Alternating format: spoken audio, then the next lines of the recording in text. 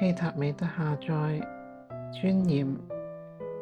尊嚴係一種內在嘅價值，佢讓我哋喺任何情況下都能夠保持自尊同埋自愛。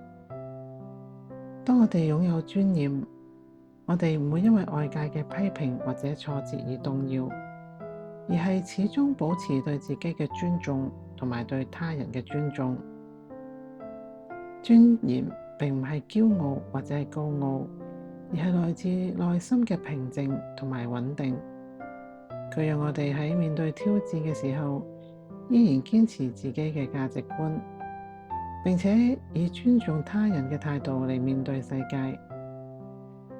尊嚴讓我哋能夠喺任何環境中保持正直同埋自信，並且讓我哋嘅行為充滿咗力量同埋智慧。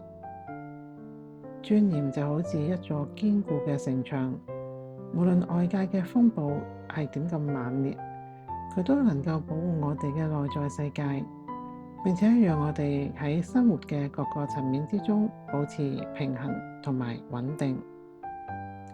而家我請一切萬有嘅源頭將你嘅細胞接收器打開，為你下載。我知道源頭對尊嚴嘅定義，我知道有尊嚴是什麼感覺，我知道如何時有尊嚴，我知道如何每一天都過住有尊嚴嘅日子。